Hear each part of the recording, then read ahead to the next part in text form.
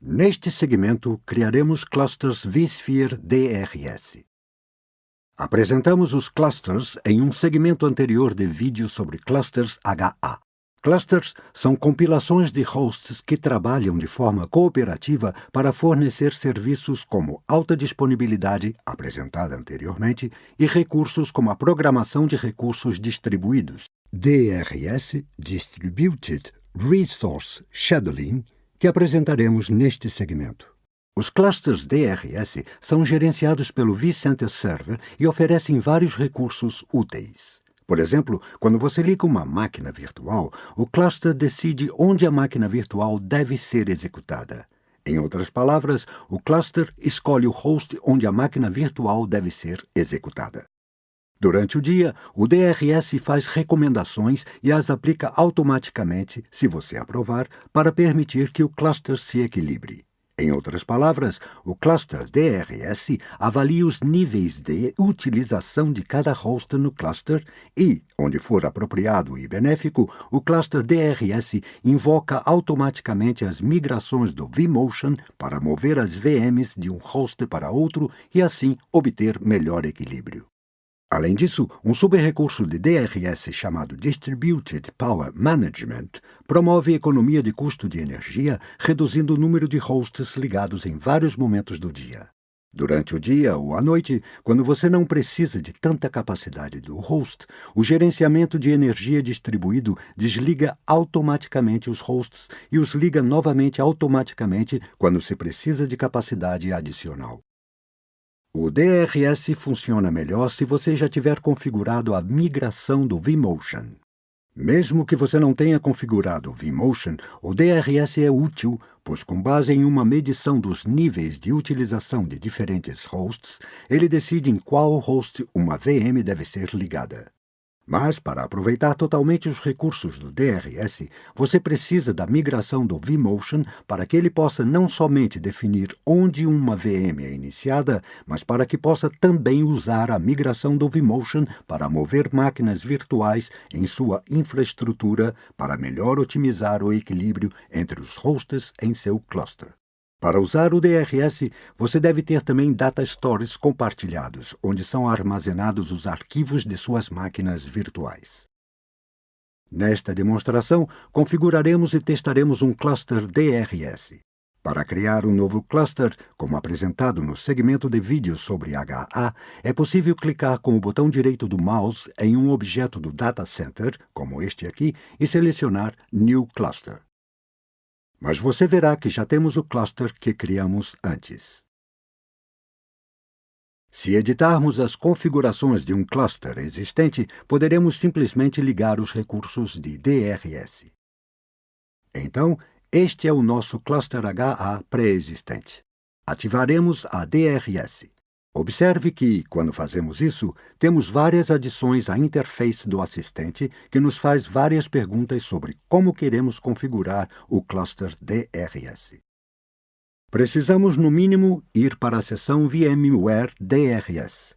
Aqui podemos especificar o nível de automação que desejamos para nosso cluster DRS.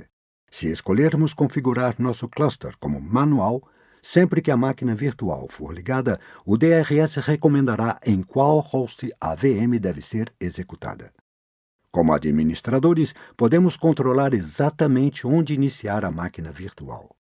Da mesma forma, quando estamos no modo manual, o DRS tem permissão de fazer recomendações sobre para onde migrar máquinas virtuais. Ele simplesmente fornece recomendações. Como administradores vSphere, temos que decidir quais recomendações aplicar. Por outro lado, um cluster totalmente automático instrui o cluster DRS que sempre que ligarmos uma máquina virtual, o DRS escolherá em quais hosts a VM deve ser executada.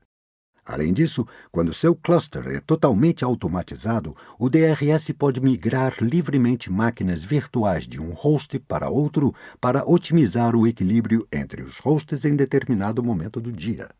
Entre esses dois extremos, temos o cluster parcialmente automatizado, que permite que o DRS escolha onde uma máquina virtual é iniciada quando ligada. Entretanto, no modo parcialmente automatizado, o DRS tem permissão para fazer apenas recomendações sobre migrações.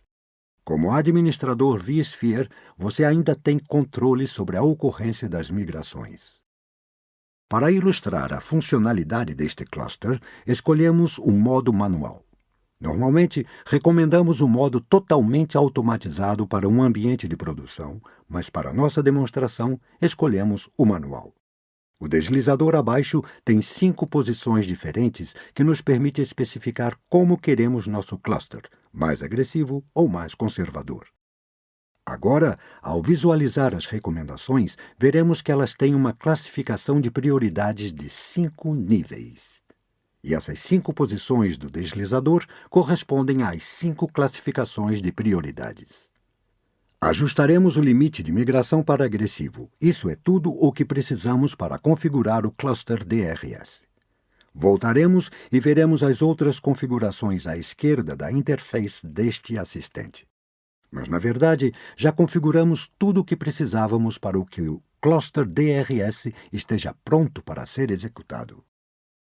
Agora, para testar nosso cluster DRS, criamos 4 máquinas virtuais chamadas Win2003A a Win2003D. Dedicaremos alguns minutos à inicialização de um utilitário nessas máquinas virtuais que fará com que elas utilizem 100% das suas CPUs virtuais. O utilitário chama-se cpu-busy.vbs. Abriremos esse utilitário com o prompt de comando. Agora, nessa máquina virtual, temos um programa em execução que faz com que a CPU virtual da máquina virtual seja 100% utilizada. Então, faremos o mesmo com as 3 outras máquinas virtuais.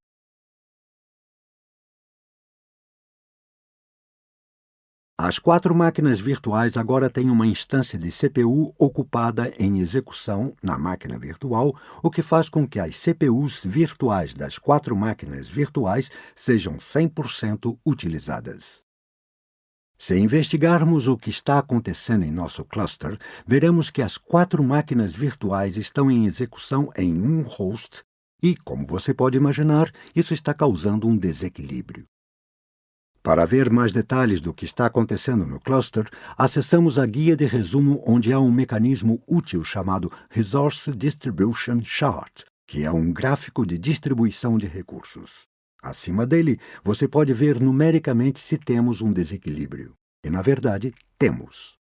O gráfico de distribuição de recursos permite ver com mais clareza exatamente o que está acontecendo no cluster. Como demonstrado, o host listado no topo, ESXi02, não tem nenhuma máquina virtual em execução.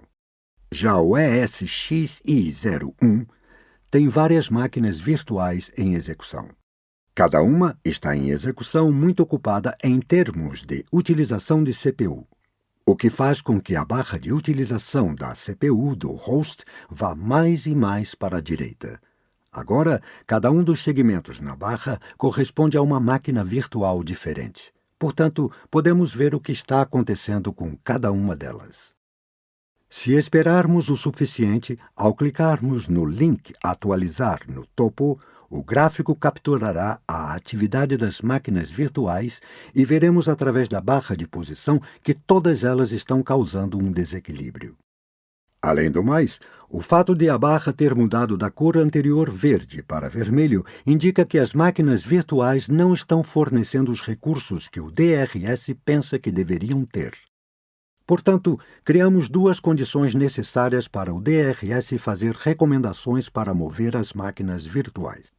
A primeira condição é que haja um desequilíbrio de carga, e a segunda é que as máquinas virtuais devem ter sido privadas de seus direitos de recursos. Se todas as máquinas virtuais tiverem atendido seus direitos de recursos, mesmo que o cluster estiver desequilibrado, o DRS não moverá nada. Entretanto, se ambas situações ocorrerem e tivermos um cluster automatizado, o DRS automaticamente começará a mover as VMs. Em nosso caso, temos um cluster manual. Assim, iremos para a guia DRS e verificaremos todas as recomendações. Mas pode ser que não vejamos nenhuma recomendação imediatamente. Nesse caso, se aguardarmos um pouco e clicarmos no link Run DRS para executar o DRS, logo veremos algumas recomendações. Se quisermos aplicar essas recomendações, clicaremos no botão Apply Recommendations ou marcaremos a caixa de seleção de cada uma delas. Mas vejamos as recomendações. Como observado anteriormente, as recomendações têm uma classificação de 5 prioridades. Essas classificações correspondem às 5 posições do deslizador que vimos antes. As recomendações nos dizem exatamente o que deve ser feito. Na primeira recomendação, vemos que o DRS instrui que a VM chamada Win 2003A seja migrada do host 1 para o host 2. Neste caso, para balancear as cargas de memória, e a mesma coisa está acontecendo com o segundo host, não vimos o desequilíbrio de memória antes. Mas no caso destas 4 máquinas virtuais, não temos apenas um desequilíbrio de CPU, mas também de memória. Se o DRS encontra um desequilíbrio de CPU ou de memória, ele faz recomendações. Se clicarmos no botão Apply Recommendations, o DRS aplicará as recomendações. Vemos isso ocorrendo na seção de tarefas recentes abaixo, onde as migrações do vMotion foram iniciadas pelo DRS. Novamente, podemos deixar esse cluster no modo manual para que possamos ver exatamente as recomendações e selecioná-las. Ou, se deixarmos no modo automático, o DRS migrará automaticamente as máquinas virtuais, conforme achar necessário, para equilibrar o cluster. Com isso, concluímos nossa demonstração. Demonstramos como é simples configurar um cluster DRS. Há apenas uma seção na interface do assistente em que precisamos responder perguntas. Mas há outras seções onde podemos especificar, por exemplo, regras que determinam como o cluster se comporta. Entre o gerenciador de grupos de DRS e a seção de regras da interface do assistente, podemos criar regras que nos permitem especificar que certas máquinas virtuais possuem afinidade umas com as outras. Em outras palavras, algumas máquinas virtuais devem ser mantidas no mesmo host. O DRS baseia-se nessas regras de afinidade para assegurar que as máquinas virtuais, quando quisermos mantê-las juntas, sejam mantidas no mesmo host. As regras de afinidade são normalmente usadas em situações em que você tem máquinas virtuais que se comunicam muito entre si e, como consequência, podemos aumentar o desempenho dessas máquinas virtuais, fazendo com que se comuniquem através da rede virtual internalizada, em vez de colocar seus pacotes na rede física. As regras de anti-afinidade, por outro lado, mantêm as máquinas virtuais separadas. As regras de afinidade são úteis quando você tem máquinas virtuais que deseja manter em hosts separados. Por exemplo, se você pensar em máquinas virtuais implementando controladores de domínio. Ao definir uma regra de anti-afinidade, você pode assegurar que se um host onde um controlador de domínio está sendo executado tiver um colapso, o outro host ainda terá o controlador de domínio em execução. Lembre-se de que as regras de afinidade normalmente são utilizadas para fins de desempenho. As regras de anti-afinidade normalmente são utilizadas para fins de disponibilidade. Na seção de opção de máquinas virtuais, você pode substituir uma política padrão definida anteriormente. Você deve se lembrar que em nossa demonstração sobre como definir para DRS, especificamos se queríamos que o cluster fosse totalmente, parcialmente ou manualmente automatizado. Como mencionamos antes, a VMware recomenda clusters no modo totalmente automatizado. Vamos ver como é isso. Nesta tela, há uma opção de ignorar a política padrão por VM. Por exemplo, se quisermos que uma máquina virtual específica seja manual, selecionaremos essa máquina virtual e a definiremos como manual. Nesse ponto, o cluster ainda migrará automaticamente todas as outras máquinas virtuais, mas essa máquina virtual específica só será removida se aplicarmos uma recomendação. O DRS terá permissão para fazer recomendações para essa VM em particular, mas escolheremos quais recomendações aplicar. Outro cenário provável seria ter uma máquina virtual que você não quer migrar de modo algum. Nesse caso, você ainda pode deixar o cluster totalmente automatizado. Mas, ao desativar uma máquina virtual específica, você está informando ao DRS que ele não tem permissão para mover a máquina virtual. Para definir um cluster EVC, alguns requisitos precisam ser atendidos. Os hosts envolvidos em um cluster EVC devem ser gerenciados pelo mesmo servidor vCenter. Você deve configurar o vMotion nesse cluster. E o host envolvido no cluster EVC deve ter CPUs do mesmo fornecedor, todas Intel ou todas AMD. Além disso, no BIOS de seus hosts, você deve ativar a virtualização de hardware. Para Intel, esse recurso chama-se Intel VT. Para a AMD, esse recurso chama-se AMD V. Também no BIOS, você precisa ativar a tecnologia de desativação de execução de cada fornecedor. Para a AMD, o recurso é chamado NX. Para a Intel, o recurso é chamado XD. A pergunta final feita pelo assistente do cluster DRS é se você quer realocar os arquivos de swap da máquina virtual. Em nosso treinamento online individualizado ou em sala, você aprenderá sobre um arquivo chamado .vswap, que é usado para fins de gerenciamento de memória virtual. Para os objetivos deste segmento de vídeo, apenas mencionamos que o arquivo swap pode ser realocado. Embora a VMware geralmente recomenda que você não o faça, ele pode ser realocado. Mas se você pretende realocar arquivos swap, precisa informar a DRS nesta seção da interface do assistente. Agora que você concluiu este vídeo educativo, continue a assistir toda a série de 13 vídeos educativos do vSphere. Ao concluir a série de vídeos educativos, aprofunde o seu conhecimento com os seguintes cursos com instrutor: vSphere, Install, Configure, Manage, vSphere Fast Track. Para encontrar esses cursos com instrutor, visite vmware.com/education, selecione a opção Find a Class e pesquise por vSphere Install, Configure, Manage, vSphere Fast Track. Como alternativa, para obter informações gerais sobre o treinamento da VMware para ajudar na implantação de produtos VMware, também é possível navegar no catálogo de cursos por curso, por produto VMware ou por função de trabalho, o que facilita a identificação da lista de cursos recomendados. Além disso, no canto inferior direito, você poderá ver os principais cursos cobrados e gratuitos disponíveis.